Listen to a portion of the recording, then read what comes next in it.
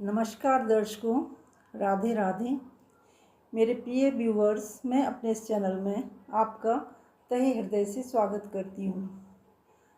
आज का टॉपिक है द्वितीय और अष्टम का राहु केतु का एक्सिस जीवन और मृत्यु की बहुत बड़ी मिस्ट्री को दिखाता है, बशर्ते व्यक्ति या जातक के अंदर ट्रांसफॉर्मेशन हुई हो, उसमें 180 डिग्री का बदलाव आया हो। अगर किसी व्यक्ति के बर्थ चार्ट में द्वितीय भाव में केतु और अष्टम में राहु हो या द्वितीय भाव में राहु और अष्टम में केतु है, तो ऐसे व्यक्ति के जीवन में जब भी राहु या केतु की महादशा चलेगी, उसके जीवन में 180 डिग्री का बदलाव जरूर से आएगा। दर्शकों, जैसा कि हम जानते हैं कि द्वितीय भाव धन का भाव माना जाता है, कुटुंब का भाव माना जाता है और इस भाव को एक मारक भाव के रूप में भी देखा जाता है। इसी तरह से अष्टम भाव मृत्यु भाव के नाम से जाना जाता है। इसे हम ससुराल का भाव भी मानते हैं और इस भाव से साधना भी देखी जाती है या समाधि का भाव भी कह सकते हैं। तो जब राहु केतु का संबंध इन दोनों भावों से होता है तो वह हमें क्या बताता है। मान लो केतु द्वितीय भाव में बैठा है, वह जातक के धन को बता रहा है। जातक के खान पान का स्तर क्या होगा, उसके कुटुंबी कैसे होंगे, उसका कुटुंबी लोगों से व्यवहार कैसा रहेगा, उस जातक के अपने माता पिता, भाई बहन, दादा दादी, चाचा ताऊ, बुआ मासी वगैरह से रिश्ते कैसे रहे होंगे, ये सब हम द्वितीय भाव से देखते हैं। मान लो केतु के साथ मंगल बैठ जाता है द्वितीय भाव में और केतु पर राहु की दृष्टि तो रहती ही है, सातवीं दृष्टि, साथ में शनि की कोई भी सातवीं या थर्ड या 10th दृष्टि पड़ रही हो, तो जातक का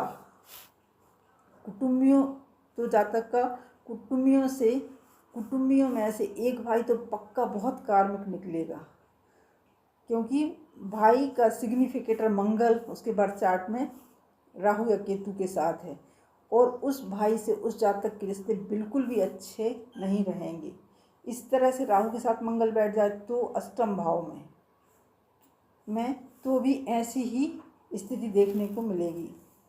दर्शकों, जैसा कि हम जानते हैं कि जिस तरह जीवन है, जीवन में सुख और दुख हैं, उसी तरह मृत्यु भी एक अटल सत्य है और बहुत ही कम लोग ऐसे होते हैं जो अपने हर कार्य से संतुष्ट होकर, बिल्कुल फ्री होकर मृत्यु को प्राप्त होते हैं।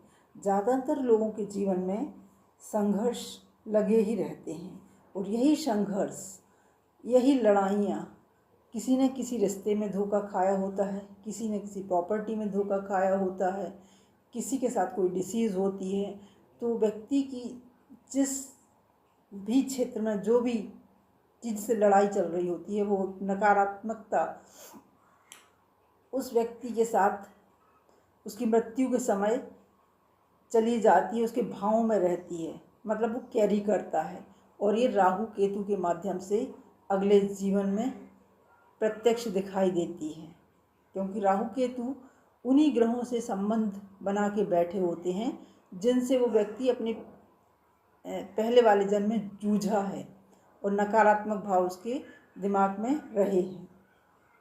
तो मान लो किसी जातक का अपने भाई से ज़मीन को लेकर विवाद हो गया है, वह अपना हक नहीं ले पाया और दुनिया से चला गया, तो जब यह जातक पुनः नया जन्म लेगा तो इसका मंगल इसके बर्थ चार्ट में राहु केतु एक्सिस में फंसा हुआ ही मिलेगा। जब इस जातक के बर्थ चार्ट में राहु या केतु की दशा स्टार्ट होगी तो पास्ट लाइफ जैसी स्थिति इस जातक के सामने फिर से क्रिएट होगी, क्योंकि राहु और केतु ने वह नकारात्मकता कैरी कर ली थी जो ज़मीनी विवाद से संबंधित थी और इस जातक को लगा था कि उसके साथ अन्याय हुआ है, तो इसको फिर से इस लाइफ में वही अन्याय वाली फीलिंग आएगी, वही सिचुएशन से आएंगी, वही ज़मीनी विवाद शुरू होगा। अब दोनों जातक फिर से नया जन्म लेंगे। इनके बीच में रिश्ता कोई भी हो सकता है, चाहे पिता पुत्र का रिश्ता हो, भाई भाई का रिश्ता हो, चाचा ताऊ का रिश्ता हो, रिश्ता बदल सकता है लेकिन सोल तो वही रहेगी ना। तो अब इनमें फिर से ज़मीनी विवाद होगा। जिस जातक के चार्ट में केतु मंगल या राहु मंगल की युति है, अगर उसके चार्ट में शनि की स्थिति मजबूत है और सच में उसके भाई ने उससे हक छीना था, तो शनिदेव अब न्याय करेंगे और वापस वह प्रॉपर्टी उसके पास आ जाएगी। लेकिन दर्शकों, अब इस जातक की लाइफ में 180 डिग्री का बदलाव देखने को मिल सकता है। उस भाई या उस रिश्ते के प्रति, उस प्रॉपर्टी के प्रति इस व्यक्ति के विचार पूरी तरह से बदल जाएंगे। और अगर ये राहु केतु एक्सिस जिनके साथ मंगल फंसा हुआ है, किसी धर्म त्रिकोण से या धर्म स्थान में बैठे हुए प्लैनेट से अपना संबंध बनाते हैं और अगर ये के चार्ट के और प्लैनेट्स इसको मुक्त कर रहे हों, मोक्ष की तरफ ले जा रहे हों, तो इस जातक को अब उसके विचार बदल जाएंगे पूरी तरह से। वो सोचेगा कि ना तो भाई का रिश्ता ही सच्चाई है इस पृथ्वी पर, ना ही वो ज़मीन, क्योंकि लेके तो कुछ जाना नहीं है। तो बिल्कुल से वो ना उस प्रॉपर्टी से उसको मोह बचेगा, ना भाई से, ना रिश्ते से। इस तरह की ट्रांसफॉर्मेशन उसकी लाइफ में आएगी। वो ईश्वर पर विश्वास करने लगेगा, क्योंकि बाकी के सारे प्लैनेट्स उसको मुक्त करने की तरफ ले जा रहे हैं, विरक्त कर रहे हैं।